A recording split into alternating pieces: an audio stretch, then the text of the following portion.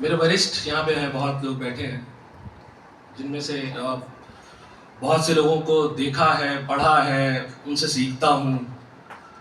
आज कुछ गलतियाँ हो गई, शायद लग रहा है ज़िंदगी में पहली बार। यहाँ आने से पहले मुझे यहाँ के वीडियोस देखना चाहिए था और मुझे अपनी शुरुआत सबसे आखिरी कुर्सी से करनी चाहिए थी।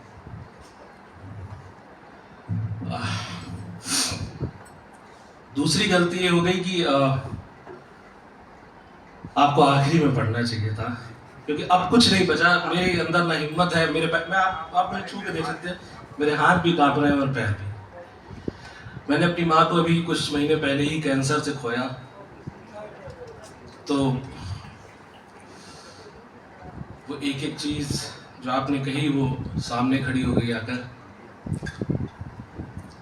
कोई पुण्य रहे होंगे शायद जो मैं सच में आप सबके बीच आज आने का अवसर मुझे मिल सका, और वो अभागे ही होंगे जो कितने भी बड़े गीतकार हों, कवि हों, शायर हों, कुछ भी हो, जो इस महफिल में अब तक नहीं आए हैं, वो अभागे होंगे मेरी नजर में।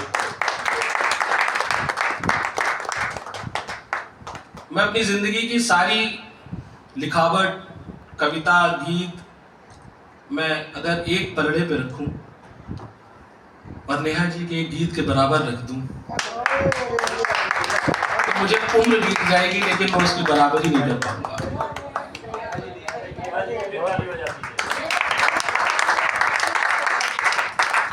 मैं नर्वस हूं, मैं दुनिया घूम के आया हूं, मैं दुनिया भर के लोगों से मिलता हूं, लेकिन मेरी हालत बता रही है कि मैं सच में नर्वस हूं।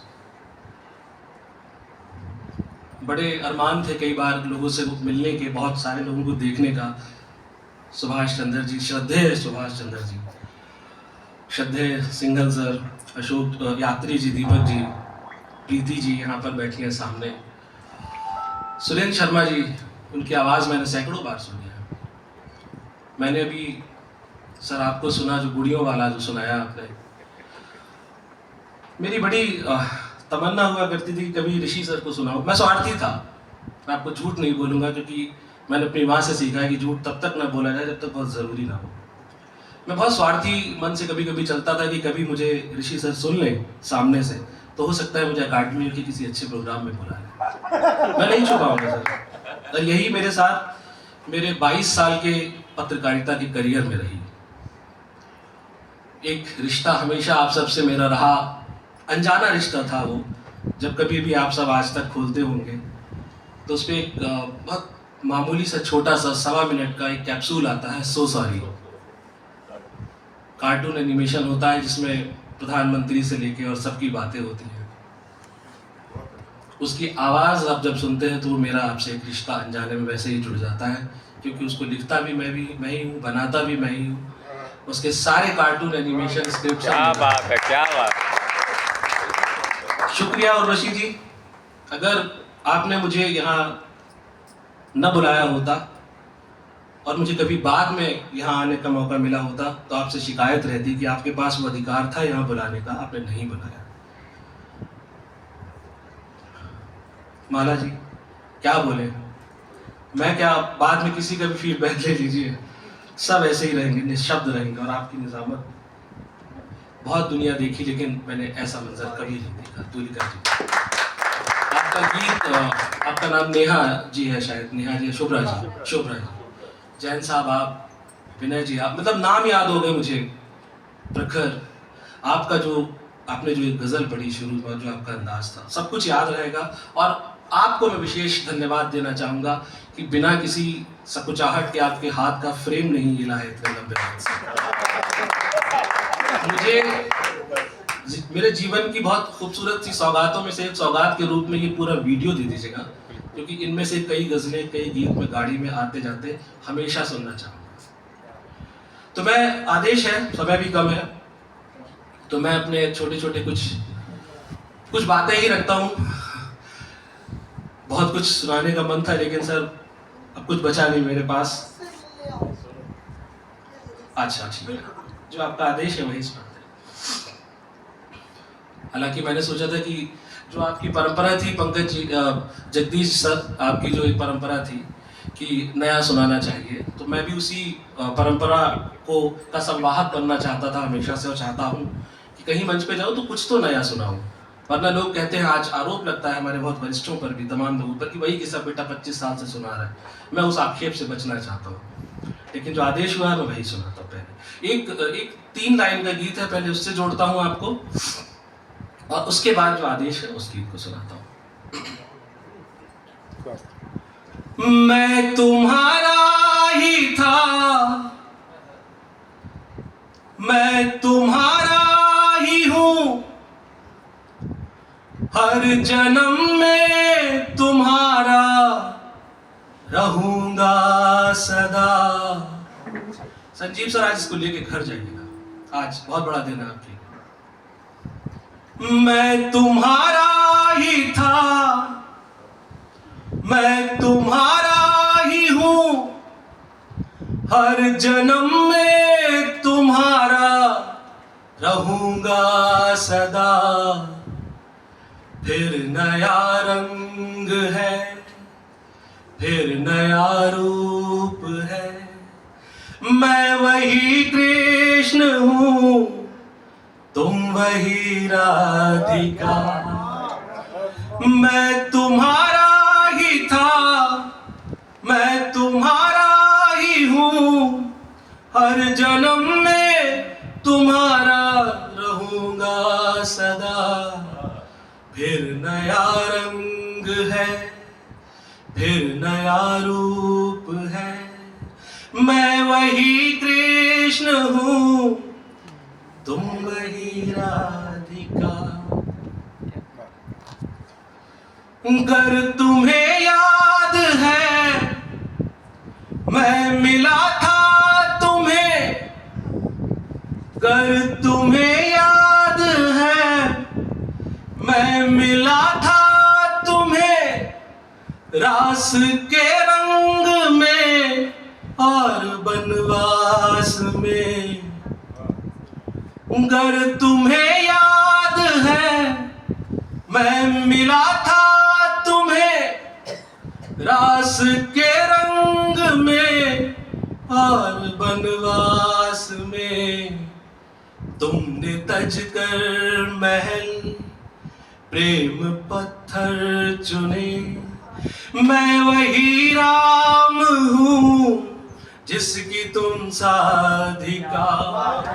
मैं तुम्हारा ही था, मैं तुम्हारा ही हूँ, हर जन्म में तुम्हारा रहूंगा सदा। फिर नया रंग है, फिर नया रूप है, मैं वही कृष्ण हूँ, तुम वही राधिका। और प्रेम का तीसरा रूप, तुमने मांगा मुझे कितने उपवासों में, तुमने मांगा मुझे कितने उपवासों में, क्रोध अपमान आंसू न क्या क्या सहा। तुम वही हो उमा, मैं दिगंबर वही, तेरा शिव मैं ही हूँ, अंत का आदि का।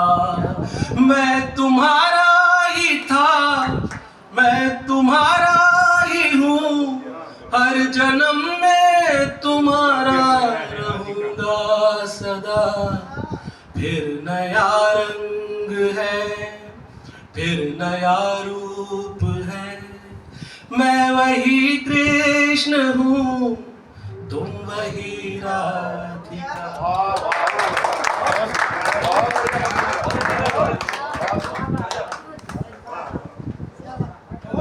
अब वो सुना दूं जिसका आदेश हुआ था। वो 3, मैंने अपने गीतों में 3 को बहुत महत्ता दी है, उसी तरह से जिस तरह से मैंने अभी प्रेम के 3 रूप रखे। अब जो गीत जिसका आदेश है, मुझे श्रद्धेय सुभाष चंद्र सर की तरफ से, ऋषि सर ने भी कहा, सबने कहा, तो वो भी 3 अवस्थाओं का गीत है।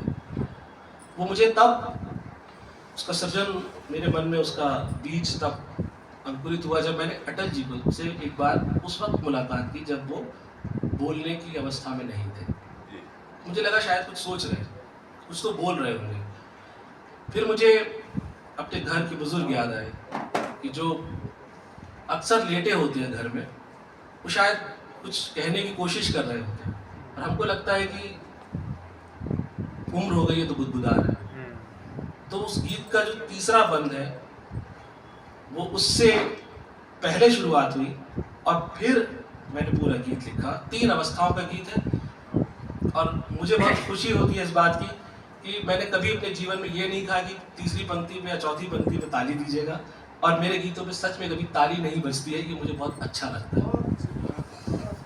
वो गीत आप सबके सामने, और यहाँ उपस्थित प्रत्येक व्यक्ति को मैं यही कहूँगा कि वो संस्थान है।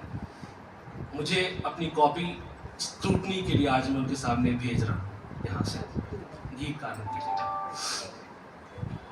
जब मैं तन्हा हो जाऊंगा, गुमनामी में खो जाऊंगा, दुनिया के बंधन टूटेंगे, जब मेरे मुझसे रूठेंगे, तब मेरे दीवान से चुनकर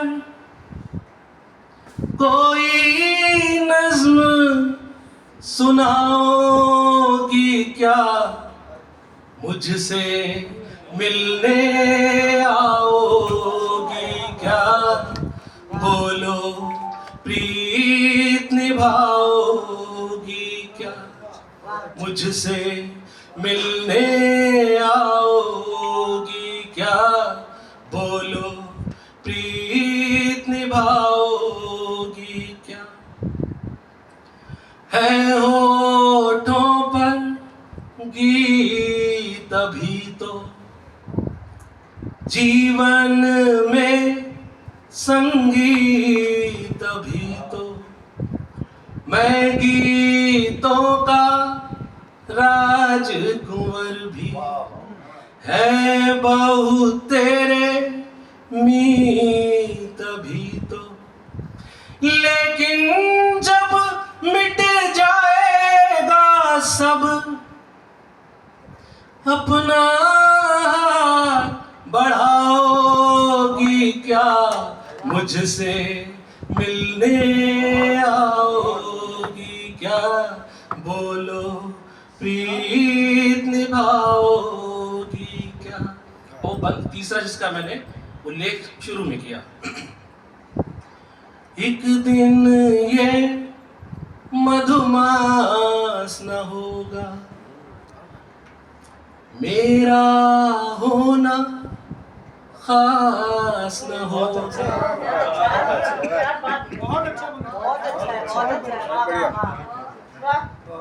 एक दिन ये मधुमास न होगा, मेरा होना खास न होगा, मैं सोया हूँ या जागा हूँ, दुनिया को एहसास न होगा, मौन तुम्हें मैं याद करूँगा, तुम बनकर संवाद करूँगा।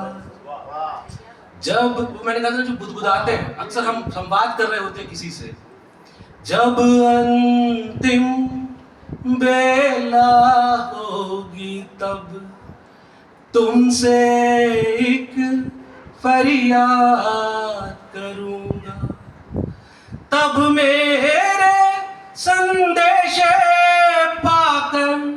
यहाँ पे सवाल किया गया था मुझसे कि जो व्यक्ति बोल नहीं सकता, चल नहीं सकता, हिल नहीं सकता, वो संदेश कैसे भेजेगा।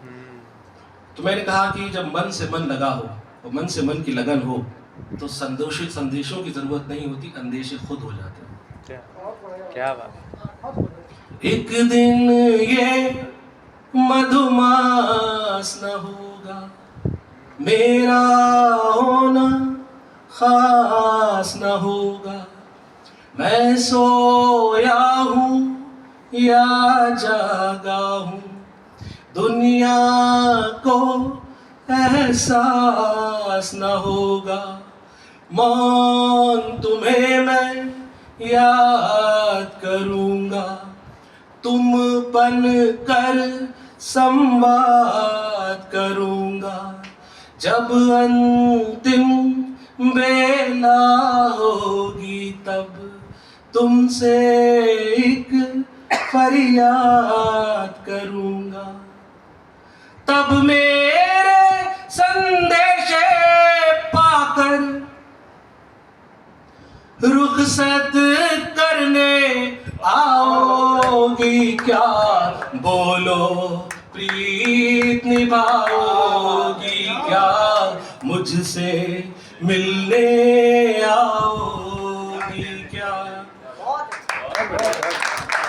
आपकी अनुमति हो तो मैं चाहता हूँ कि हाथ जो खुले हैं अभी एक बार खोले रखिएगा। 1.5 मिनट और दीजिए बस मुझे। एक बार अपने हाथ खोल लीजिएगा मेरे साथ ही। आपका समय, आप ही नहीं एक बार 1.5 मिनट और नहीं पढ़िए। आपने तालियां बजाई तो मैं सोच रहा था उसी माहौल से मैं यहाँ से जोगी बन जाऊंगा, मैं धुनी रमाऊंगा। जोगी बन जाऊंगा, मैं धुनी रमाऊंगा। वो तेरे नाम का चंदन मैं घिस घिस के लगाऊंगा। दूर उठी रहे मुझसे, मैं तुझे मनाऊंगा। तेरे गीत मैं गाऊंगा, तुझे अपना बनाऊंगा। ओ तेरे नाम का चंदन मैं घिस घिस के लगाऊंगा। तू रूठी रहे मुझसे, मैं तुझे मनाऊंगा। अब जो चाहे मुझसे जैसी भी कसम ले ले। अब जो चाहे मुझसे जैसी भी कसम ले ले। एक जन्म की रहने दे, तू 100 जन्म ले ले। हर जन्म में तुझसे फिर मैं ही मिलने आऊंगा। तू रूठी रहे मुझसे, मैं तुझे मनाऊंगा। मैं तुझे मनाऊंगा, तेरे गीत मैं गाऊंगा।